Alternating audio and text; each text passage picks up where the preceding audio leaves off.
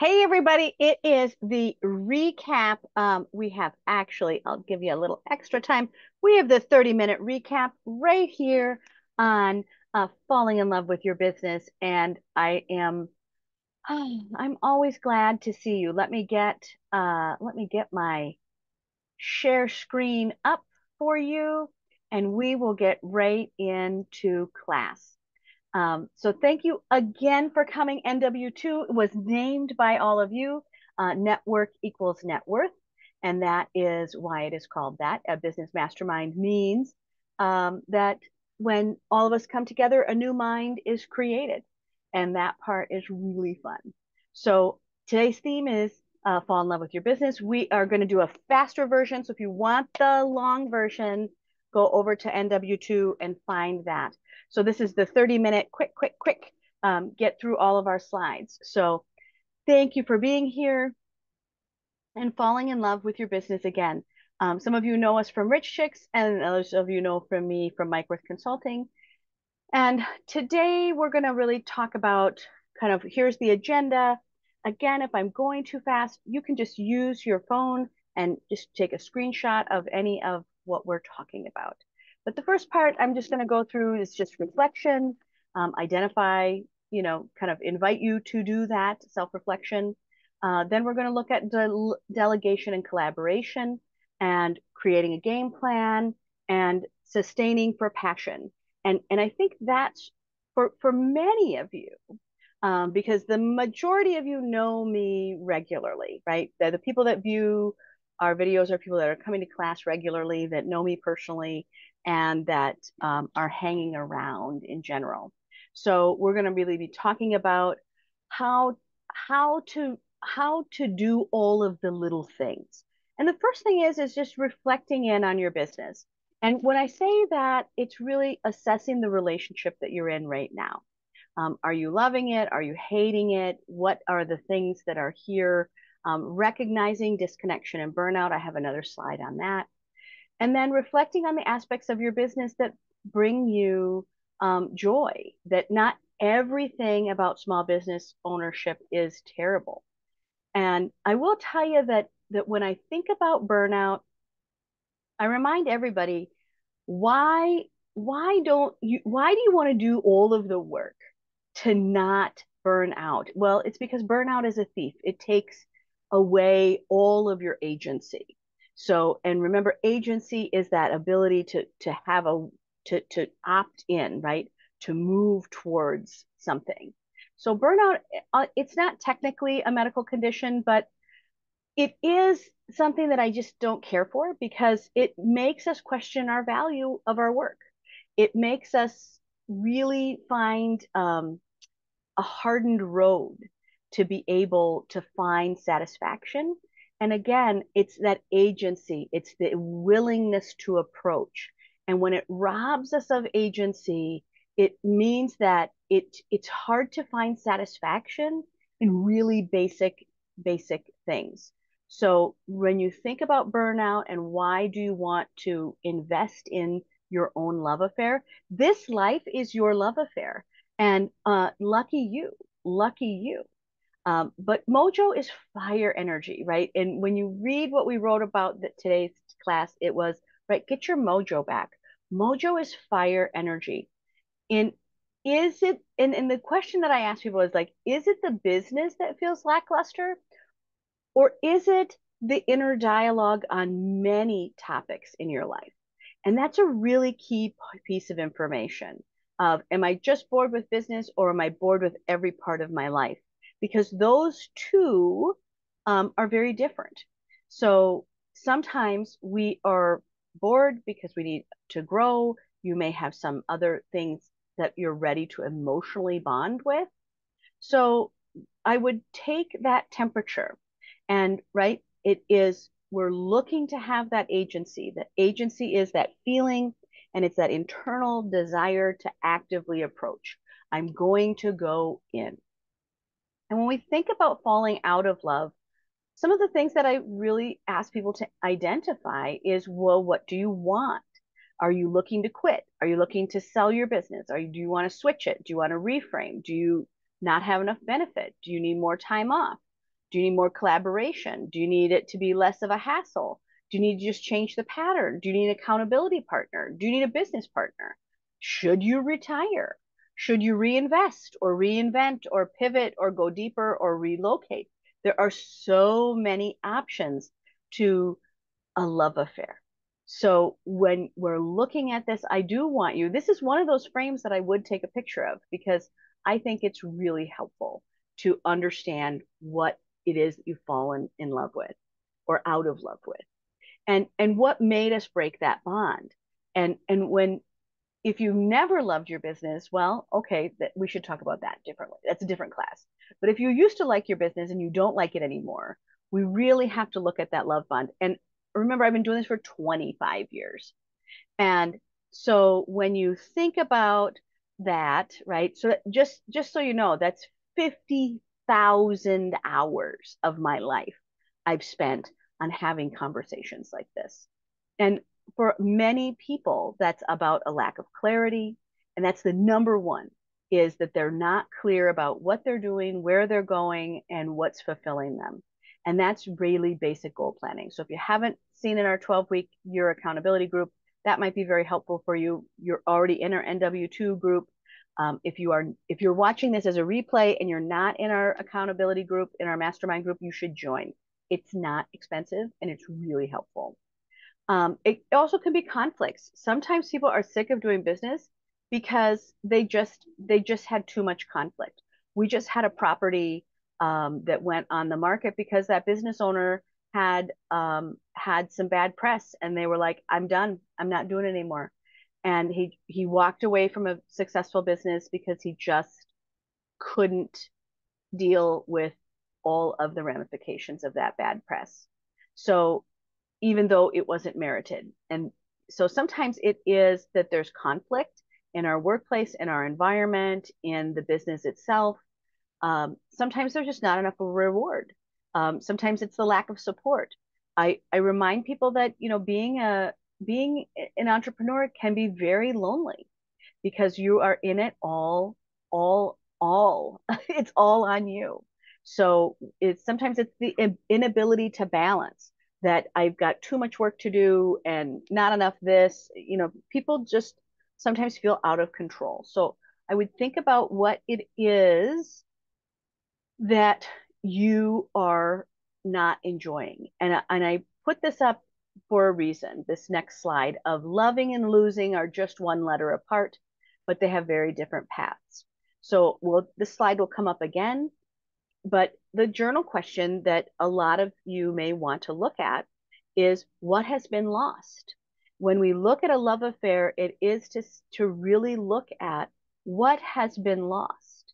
And sometimes it is the loss of what I made up as a story as what my business was going to look like, as opposed to what is the reality here. So sometimes I've lost that newcomer's edge. And sometimes it's that I've lost a bunch of time. Some people have given up their whole lives for their business and it didn't pan out the way that they enjoyed. So I would really identify, right, loving and losing, just a letter apart, but they are really different paths. So what has been lost? And by doing that, so coming back to the rain frame of the class, is you want to identify what needs improvement. And this is analysis. You do need to sit down and really take a look. And what I mean by that is looking at all the parts of your business.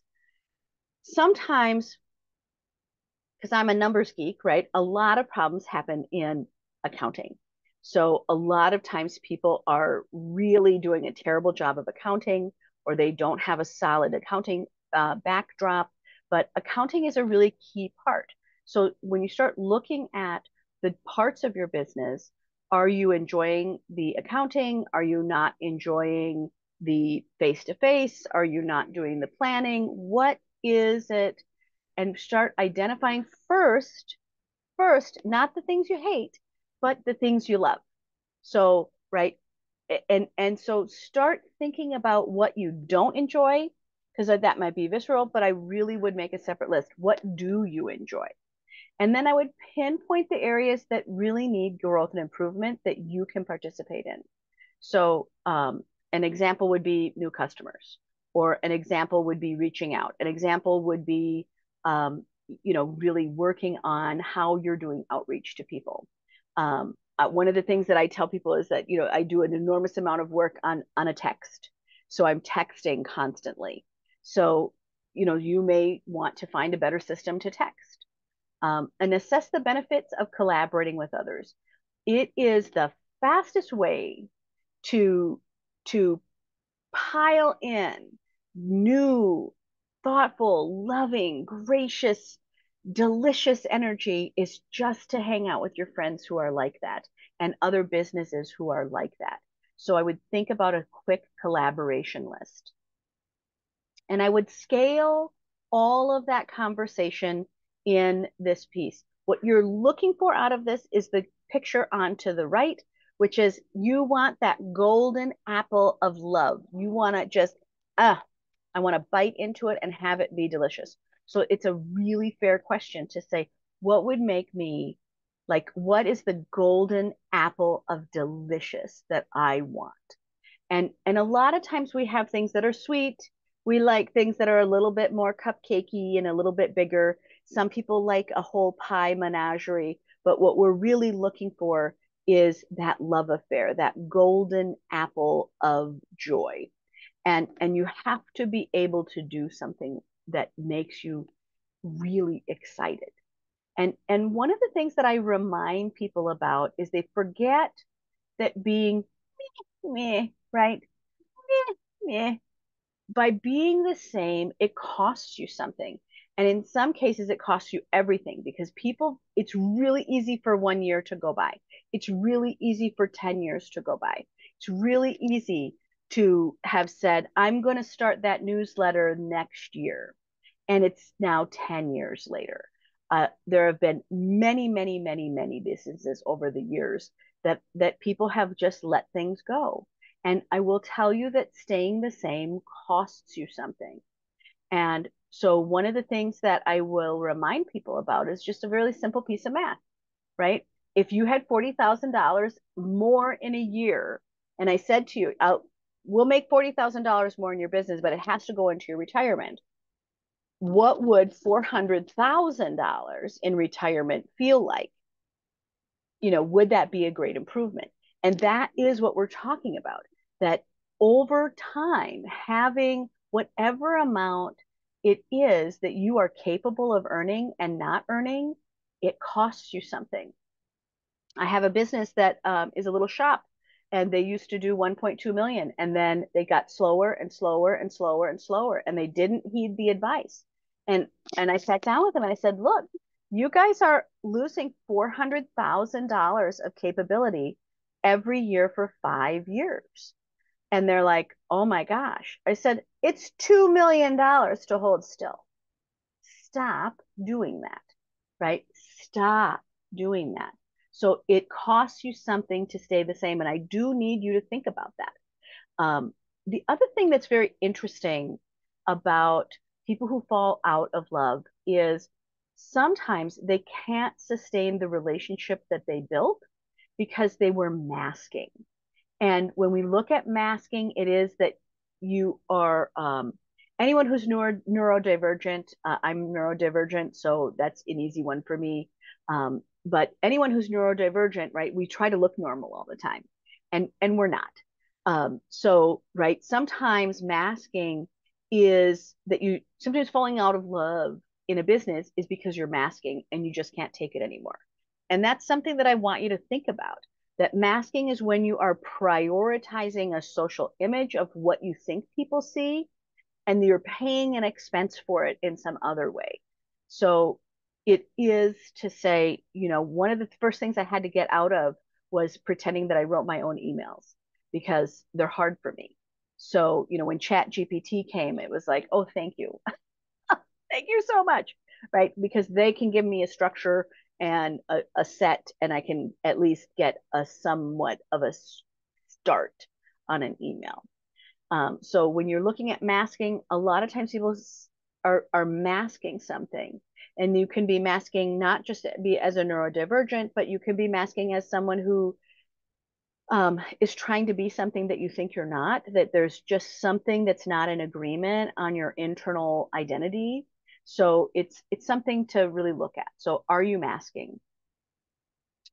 One of the things that I remind people about is the fastest way to understand what you're doing is to go through tasks and outcomes. That um, are you out of love because the tasks and outcomes that you have aren't written down, you don't have a way to manage them, you are not sure how you're going to do that, or you don't know where you're falling, you don't know where you're failing, it just all feels slower, so you don't know where to start. So that's where tasks and outcomes can really help you. And we want you to do that. The other thing that I remind people about is that every business has downtime, and a lot of people don't use their downtime correctly in their business. And because they are not using their downtime appropriately, they it gets stuck into the daily grind and it often gets ignored. But remember, downtime is really there to build safety. Take it from every amusement park ever. They shut the lights off and they check every bolt, every screw, and make sure that they can take a breath and re-strategize for the next day. And so when you are looking at downtime, this is the time to build your safety. That's safety in how you built your business, that's safety in your insurance, that's safety in all the things that need doing. And this is a bigger concept that we are talking about in class. This is the prosperity concept of unity, that many of you use unity in a way of saying, look, it's like manifestation. But unity is the precursor of manifestation. It's why people go, oh, I don't know why my manifestation's not working. And it's because you are not commingling. There's not a synthesis that's there. In order for these are really going to be common words that you've heard of, well, you have to be in the same energy of it. Well, yes, you have to be in unity. And so from a prosperity lesson, that is the concept of unity. You have to be melded together. And this is that intermixture. And so when you're looking at the ideas and how to fall in love with it, you're really looking at that. Where is the harmony for you? Where are the parts of the business that are uniquely intertwined with you? And if there are things that kind of feel like a scratch on the chalkboard, then you don't have the ability to magnify from that point. And prosperity is the ability to magnify, right? So, and when we look to magnify, we're magnifying from a specific point. And that point, if it is not in unity, will feel very scattered. So we want to be able to say, here's the dot that I am trying to magnify from. And again, when I look at that target for everyone, the target that we're all trying to get to, the target we're trying to all magnify from is being well within. That we are healthy inside and we understand who we are, right? That we understand every day that we have to turn our light on in the unique way that we turn it on. So one of the things, what's the actions, right? What are the actions that you can do to get yourself magnifying in the right way? And those actions are really going to be effective delegation and collaboration, because you can bring in other people's energy. And that part of bringing in new energy and offloading tasks, first of all, it's immediate change, right? It immediately moves it along. So you want to think about what it is that you can invite others to help you with. It's also really thinking about the time of, how am I going to create a criteria? How does this work, right? How am I going to be able to delegate tasks to others? So a lot of times I will pick a series of subjects. So my delegating of tasks is to say, here are 20 appointments that need to get built, need to be, put on the books. Please call these 20 people and get them on my books. So selecting what is there. Whenever we are looking to delegate tasks, we're looking first to always delegate tasks that will lead us back to money or that give us the ability to make money faster. So we want the delegation cost to be fulfilled instantly. And developing strategies that you can collaborate with others. And you want to focus in on the areas of your business that are weak. If you need new clients, then I got to collaborate with people that can bring in new clients. So if you have a store, then you're going to collaborate with things that bring people to the store. So that's the fastest way to do that. One of the other things that you hear from me a lot are, right, you are blessed to be a blessing. For many of you, small business is really your art project, that this is a way that you artistically create in the community and in the world. So, one of the things I just want to kind of give you a minute to take a breath on is to remember, right? It is the dream of many, but it doesn't matter. The people around the world would want what you have. It doesn't matter. It has to only be the dream of one, right? So it is owning a small business is the dream of many, but it only has to be the dream of one. And that's your dream. It has to be your dream. And you may have outgrown your original dream, or you might be a lot smarter now. So think about that part of how is your business helping the community? What is it there to do? What is the blessing that is not being received? What is it that is your ability to kind of gift forward? When I go back to some of the locations and other businesses that I work with, right, that they have a very specific thing that they do. So one of the businesses, she has an ice cream. She sells ice cream. That is her magic. How can she constantly evolve her magic so she can share that with her community? So you are blessed to be a blessing. And again, I told you this would come back, right? That loving and losing are one letter apart, but they're very different paths. And and so the other journal question to ask yourself is what has been loved, right? That I have loved the time I have spent in community. I have loved the people that have come to business. I have loved the relationships that I forged. And sometimes loved also means what are you proud of? So as a journal entry, this is another one I would just take a photograph of. So the strategies to move you forward is I would start the date. So any of you who have done the artist's way, it says, hey, take a date with yourself. Same concept, but really going back and starting to date your business. And what that means is that you have to get to know what your business is right now. Your business right now may be smaller than you like. It may be too big. So get to know what it is right now and get to know it as if you never knew it. So start asking yourself the questions and actually listen to the answers. Um, and when I start asking questions like, how did you become a six-figure income? Right? How did you get to know all of this technology? Are you wounded from past relationships? When did you have the most fun in this business? Right? What brings you the most fulfillment in the job that you do? Do you have hopes and dreams? Do you want to keep dating? That there is one conversation. Do you want to keep dating your business? And if the answer is no, then it's time to make a bigger choice. But if you are still in love with your business, if this relationship is still solvable, you've got to develop a game plan. And that game plan is going to be around goal setting and action planning so that you can reconnect.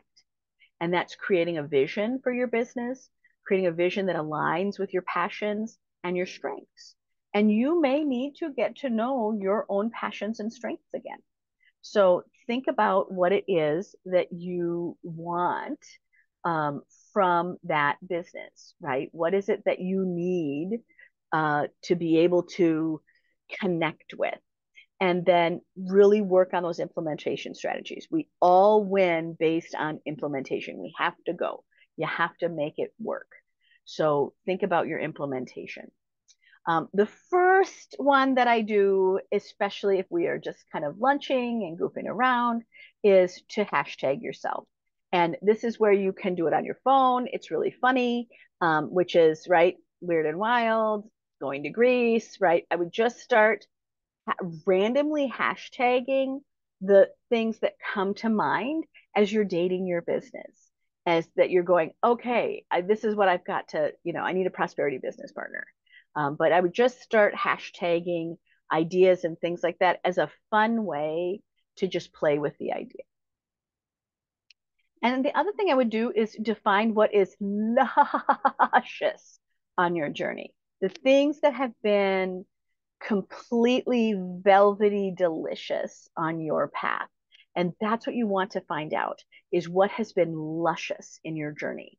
For me, I am a math geek. So one of the luscious things that I get to do is I get to talk to all these other people who like math and who like business and who like to solve things. The luscious part of my journey is getting to know a lot of chief financial officers and getting to know a lot of people who are running big books of business. And so to me, that's my luscious is the math. That's amazing. There's also this other part that I get to hang around with, which is all of these people who have this other strangeness that I have. So people that are neurodivergent, people who are highly creative, people who are going against the odds, that aren't afraid to kind of push at the net.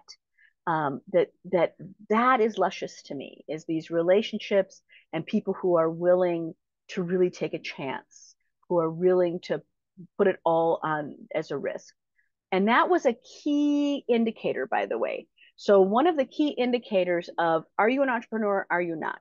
And the number one question that was asked was, have you ever had it all on the line? And those that said no did not have the same ability to get through hard times as those who had. So when they say you've got to burn the boats or you've got to whatever, no, there has to be a time where it's all on the line and you have no other choice but to get through. And that is a key item in success in a business long term, is that there has to be a time where everything was on the line. It was going to fail or not. And that is the test of an entrepreneur. If you have not been there through a crisis or a health crisis or a monetary piece, guess what? You're playing too small.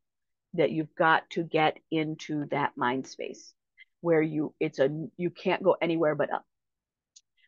This is another strategy question, right? Is there something that can be removed from your business? Many times in these larger corporations and larger pieces that we've physically sold off parts of those businesses, or that we just don't need to do that anymore. One of them, if you've noticed from every department store removed their gift wrap section. They no longer have in-store gift wrap, right? That was something that could be removed. Many of the retailers used to have travel services. Those are gone too. So when you think about things that can be removed from your business, there might be a few. What is a playful surprise that you can add to your business? Is there something that is a playful surprise for you or for someone else? I always think, dogs in the office. So they are always fun. So now I'm coming down to my last few minutes of when we get to be together. So it is sustaining. How do you sustain this long-term growth? You've got to get those ICE strategies together and you've got to work through them. And that is about routines. That is about really doing the work of making sure you can execute on a new game plan and really tapping into how you're going to readjust that. So it is building and implementing all of the things that you need support in all the parts of your life. So I would have just quickly done a 3-year plan and I would have used some of these. So this is one that you can take a screenshot of. If you didn't get a screenshot of this one, I'm coming back to it. But again, just take a screenshot so you have it with you when I'm not here. And oh my gosh, it's on YouTube. So ta-da! You can revisit it. So what I would do is I would look at money, career, personal growth, education, travel, relationships. These are just things that came up off the top of my head. but I would start looking at what your 3 year goals are on those and really take the time to write down your vision. Um, I had a vision a long time ago that I wanted to travel and that I wanted to be able to make money while I was traveling and do all these things. And each year I got a lot smarter. So now I've had 10 years of where I live somewhere else in the world for 30 days. And now we take about we take three, yeah, 9 to 12 weeks a year off in travel. So, oh, and there's my button. So I got to hurry up and get us done. So that was something that I had to have as a vision first, and then I had to figure out how to make the math work. Um, for those of you who are not journaling, this is a time to pick up journaling. Um, Mindful isolation is where you ask yourself a question that gives you the ability to reframe, right? I call them popsicles of joy, that you want to really look at what are the popsicles of joy in your business. And sometimes it's a certain type of person that's walking in the door. Sometimes it's a certain type of work. Sometimes it's an outcome, but you want to be able to bring that to a journal, that just listening to something or speaking something is not the same. It doesn't work the same in your brain as writing it down. Reframing. Reframing is my secret superpower. And that is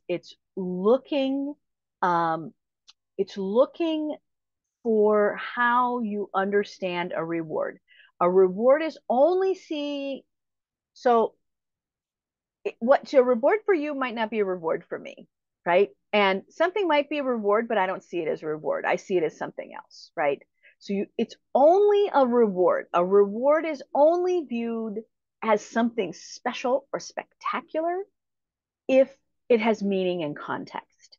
So a lot of times the same action, if it's reframed into the language of a reward or it's relanguaged into the point of achievement, it will give the mind the ability to reframe. So I'll just give people something that happened the other day where I was like, oh, okay, I'm going to put this 100, I was $150. I had an extra 150.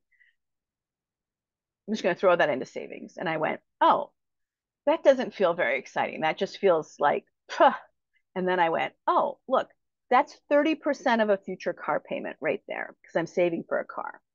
Um, and I'm saving actually to pay for a real fancy car. So that I was like, look, let me put down, it's 30% of a future car payment. I'm going to put that into savings today. That for me had a lot more context than just blankly putting it into a savings account. So looking at the time spent that you do in things that you feel that you don't get a reward. So that's why I like keeping track of time. That's why I like keeping track of things so that you can say, here are the rewards I'm actually getting, especially if you have big projects. For those of you who have been in the How Journal, one of the first things that happens in that class is I tell you about who, right? Who is an important piece when you are working on the territory of how. How am I going to get my business bigger? How am I going to fall in love? Well, the answer is who. Who can help me do these things? So who can help me find a print partnership that can help me make really cool new products? So, right, it's a who question. Get get your team together and really start making your who list. Nobody goes forward without defining those goals. So make sure, this is actually the same set I showed you earlier in the slides. Just you've got to get it on, you've got to get a strategy. You've got to get that strategy moving and on paper. My final word, it is my last slide. You are prosperity mindset. That's why you're here. This is your quick, short recap. And we all have the ability to utilize our non-material energy, right? Our mind. We all have the ability to make non-material energy to create things in the material world. So you have to use the energy in your mind, in your thoughts, in your vision, in all of those things to be able to create. We think and then we build, right? We anticipate and then we animate. We characterize and then we convert. So when you are looking at what that is, I want you to think about what makes you great. Okay, well, we are out of time. So I will see you in real life. If you want to see the longer version of this, remember this is a much longer class and it has other people that talk in it. So if you want to see the longer version, let us know. Otherwise, I will see you in class.